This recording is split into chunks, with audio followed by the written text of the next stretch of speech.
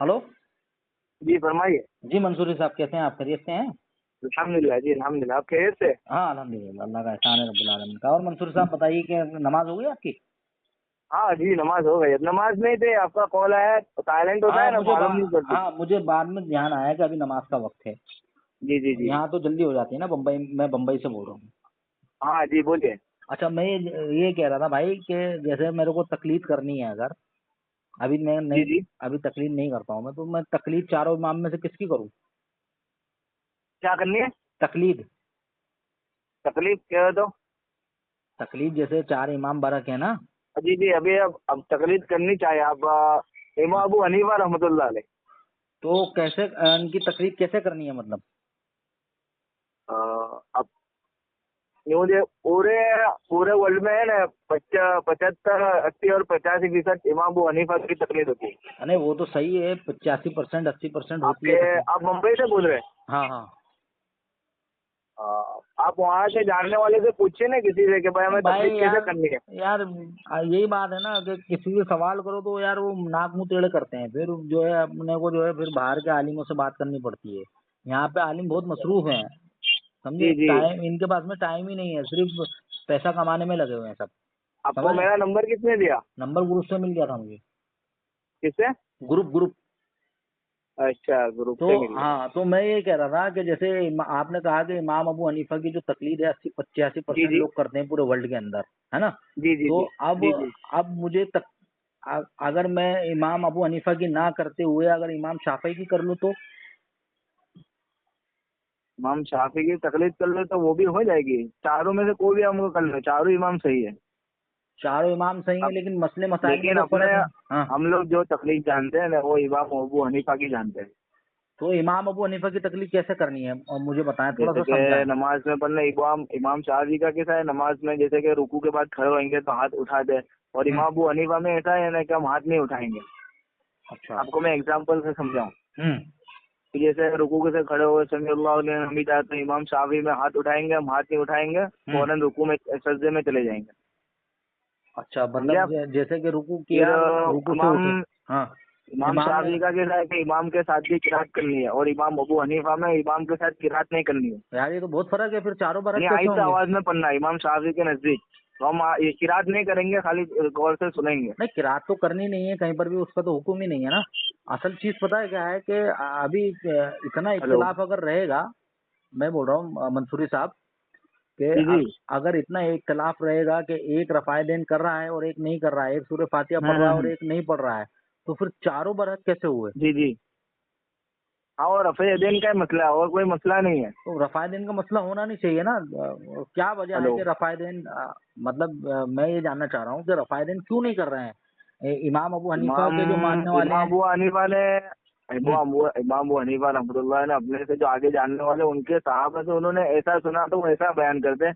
अब इमाम शाफी ने रफ़े यदैन वाला सुना तो रफ़े यदैन वाला बयान करते हैं। तो समझे नमाज आप? तो अल्लाह के रसूल ने कहा कि नमाज उस तरीके से पढ़ो जिस तरीके से आप मुझे पढ़ता हुआ देखते हो। हाँ। साहबा को ये अगर बोला। इमाम तो आप मतलब सल्लल्लाहु अलैहि आपका वसल्लम क्या? ने दोनों एक मिनट अब हो गया जी ना, जी एक मिनट सुने। आप सल्लल्लाहु अलैहि वसल्लम ने दोनों तरीके से नमाज पढ़ी है, रफ़े यदैन से पढ़ी है, रफ़े यदैन के बगैर पढ़ी है। हाँ। लेकिन इमाम अबू हनीफा ने जिन साहबा से रफ़े यदैन के बगैर सुना तो रफ़े यदैन के बगैर रिवायत बयान कर, और इमाम शाफी के जो बड़े उन्होंने रफ़े यदैन के साथ सुना तो रफ़े यदैन के साथ बयान कर रहे हैं। तो कौन से सहाबी हैं जो बिना रफ़ाएदैन के नमाज पढ़ते थे? जी फरमाइए। मैं ये कह रहा हूँ कि कौन से सहाबी थे जो बिना रफ़ाएदैन के नमाज पढ़ते थे?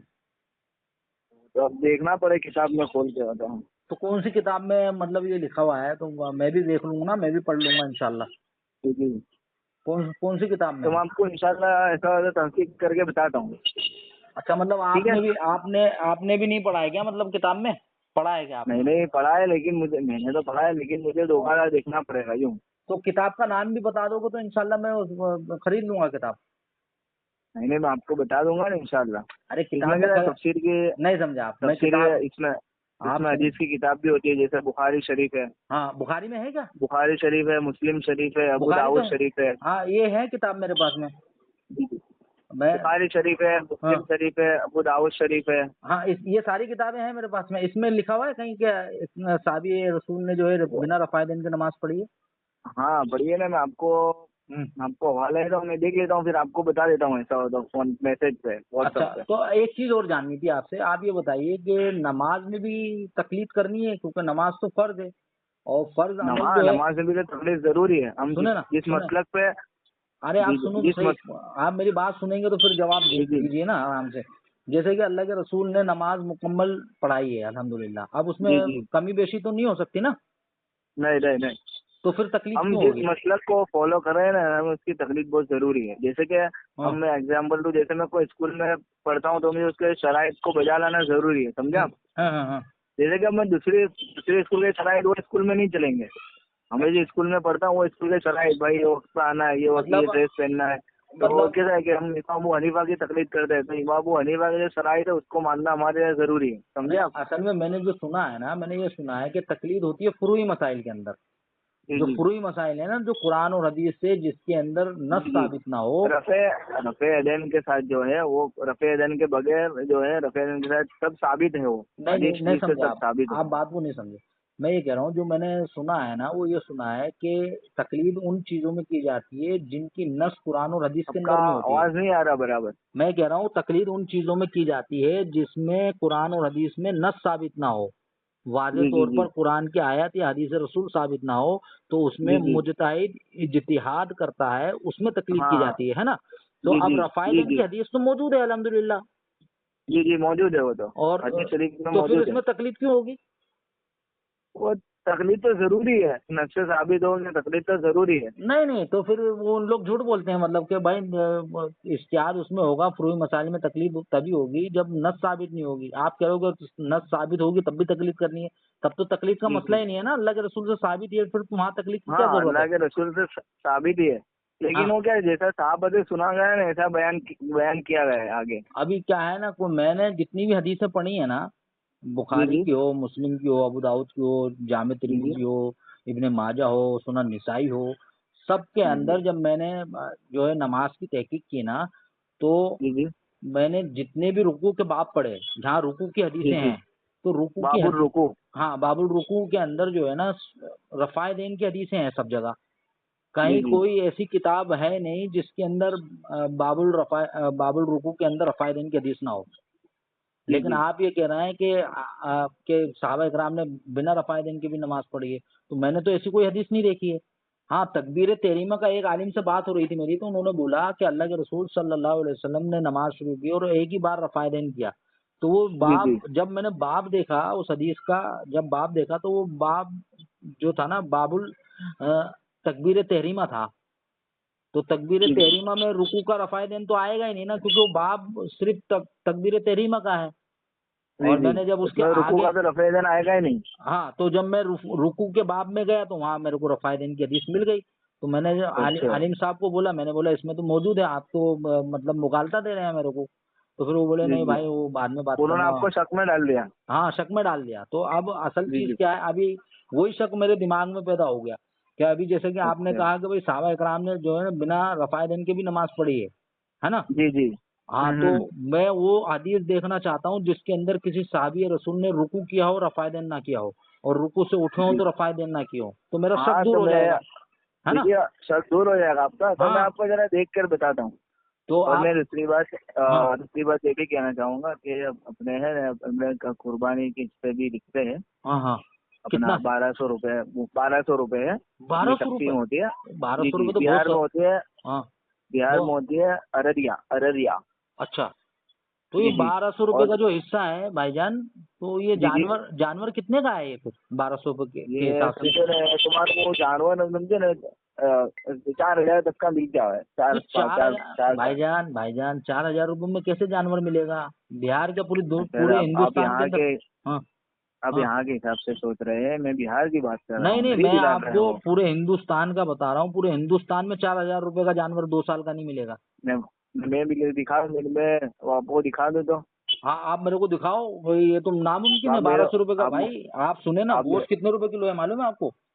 आप मैं तुम्हारे जानवर दिखा दूँ तो आप मुझे क्या इनाम दोगे? भाई आपको इनाम क्या, आपको दुआएं देंगे। अगर 1200 रुपये में गरीबों के लिए बहुत अच्छी बात है। अगर अच्छा चार हजार होती रुपये है, का जानवर, हम जो 2 साल का जानवर हमारा जो अगर चार हिस्सा हजार है, रुपये आपको मालूम है हम ना, एक ही बड़े का जानवर हम जो है वो कम से कम 2 साल का होना चाहिए। कुर्बानी वो के तो लिए। समझ गया, वो तो मुझे मालूम है, कुर्बानी के लिए 2 साल का होना जरूरी है। हाँ तो और अब दूधिया आप, भी नहीं होना चाहिए, दांत होने चाहिए हाँ बराबर। तो अब आप मुझे बताइए कि इतनी महंगाई के दौर के अंदर चाहे हिंदुस्तान के किसी भी कोने में आप चले जाओ, 2 साल का जानवर 4,000 रुपये में आपको कैसे मिलेगा? गोश्त 300 रुपये किलो नहीं, है।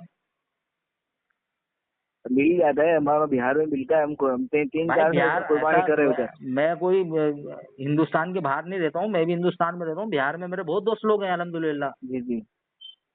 तो मैं उसके लिए तो चौंक गया कि आगे की, हाँ अब आप सुनो मेरी बात, अब हाँ हम इतना जानते हैं, लेकिन आगे की जानकारी के लिए मैं आपको नंबर दूंगा, तब उससे राब्ता कर हाँ लेंगे। बिल्कुल। आप वो झोल कर रहा है आपसे भाई, आपको जो है बेवकूफ बना रहा है वो, कहीं नहीं नहीं, पूरे हो हिंदुस्तान। रही है हमारे, हाँ हमारे जो यहाँ से ऑनर है ना, ऑनर, हमारे जो ऑनर, हाँ। वो वहाँ जाते हैं खुद, वो वहाँ खुद जाते हैं और अपने हाथ से अरे दवा भाई करते हैं, झूठ ऐसा नहीं। झूठ बोल रहा है, झूठ बोल रहा है, आपको धोखे में डाल रहा है, पैसे खा रहा है आपसे वो।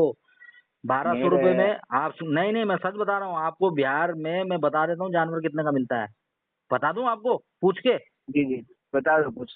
भाई गोश अगर यहाँ पे 300 है, वहाँ 200 तो होगा ना, चलो 200 रुपया मान लो, ठीक है, सौ हम्म। रुपए का फर्क होगा ना। 200 रुपये के हम्म। हिसाब से लगा लो भाई। एक जानवर जो है, 2 साल का जो जानवर है, उसमें 80-90 किलो गोश्त रहेगा कि नहीं रहेगा? होगा, 80-90 किलो तो वो है। होगा ना। अब आप दो सौ जी रुपये जी, के हिसाब से लगाओ कितना हो गया? 18,000। फिर 4,000 रुपये में कैसे मिलेगा? जी जी। तो भाई वो मैं जो जो आपका आपको ओनर है ना, आपका नाम सुनो क्या है? मेरा नाम नदीम है। जो आपका ओनर है ना, उसका नंबर दो मुझे, उस चोर को पकड़ता हूँ पहले मैं, कि वो इतनी चोरी जी कैसे कर रहा है वो। जी जी, मैं आपको मुमकिन ही नहीं उनका भाई। सौ नंबर रुपए देता हूँ, है ना। आप सुनो ना, 100 रुपए भी अगर आप लगाओगे ना गोश्त, 100 रुपए किलो हम्म। गोश्त भी लगाओगे ना, 2 साल का जानवर आराम से 80-90 किलो का होगा। जी जी, तो 70 किलो का वो भी मान लो यार। 10,000 हो गया। 70 किलो का मान लो यार। जी तो जी। 50 किलो का मान लो, 50,000, 50। 5,000 होता है ना, जी जी। ठीक है। और आप ठीक है। बोलोगे 4,000 रुपये में है जानवर, हम्म। कैसे यानी मुमकिन है? इतनी कम एवरेज इतनी होती है, और ज्यादा एवरेज अपनी 6 भी रहती है, अरे 5,000, भाई 6,000 भाई, ऐसा। मैं मस्जिद की तरफ से कम जाता की हूँ एवरेज। आप सुने, मैं मस्जिद की तरफ से जाता हूँ कुर्बानी के लिए, समझे? जी जी। तो मेरे को सब मालूम है कितना जानवर कितने का आता है, कितने का नहीं आता है, अल्हम्दुलिल्लाह, समझे? बहन है गाँव, मैं आपको, महाराष्ट्र के गांव आप, खेड़ों में जाता हूँ, समझे? जानवर जानवर देखता हूँ, जानवर आपका खरीदता नाम हूँ। सलीम भाई है ना? नदीम नाम है। नदीम भाई। हाँ जी जी, मैं ना आपको आगे का नंबर भेज देता हूँ, तो आप उनसे हाँ, रब्ता कर नंबर ले, अभी भेजो मैं भाई। कहीं और काम में हूँ, तुम, और है ना। इस गुनाह में तुम शामिल मत हो। कुर्बानी जो है भाई, ये इब्राहिम अलैहिस्सलाम की सुन्नत है और ये फर्ज है। इस गुनाह के अंदर शामिल मत हो। जी जी। लोगों को बेवकूफ मत बनाओ कि जो ठीक है। गरीब लोग हैं, 1,200 रुपये उनसे ले लो, गोश्त ही नहीं मिलेगा। वो जानवर तो बहुत दूर की बात है भाई, गोश्त ही नहीं गोश्त मिलेगा। थोड़ी देते, गोश्त तो देते ही नहीं, अरे तकसीम हो गोश्त जाता है। मत दो, लेकिन जानवर कहाँ से खरीदोगे? अच्छा। जानवर ही अभी गोश्त के मैं, हिसाब से अगर ठीक है मेरा, खरीदोगे ना भाई, तो हाँ कम से आप, कम 10,000 रुपये का जानवर है। जी जी, चलो मैं अब मैं जरा काम में हूँ, मैं दुकान हाँ पर हूँ, जॉब हाँ पर, बिल्कुल तो आपको मैं बिल्कुल बिल्कुल ऑनर का मंसूरी नंबर साहब। भेज देता हूँ। हाँ बिल्कुल भेजो भेजो भाई, उसको तो पकड़ना है मेरे को, उसको भेजो। मौलाना फैसल नाम है उनका, मौलाना फैसल। हाँ मौलाना फैसल का नंबर दो, देखो उनकी कैसे मुर्गी जी बनाता हूँ मैं भेजता अभी। हूँ मैं, हाँ हाँ, व्हाट्सएप पे भेजता हूँ। भेज दो भेज दो अस्सलाम भेज दो। वालेकुम। वालेकुम सलाम।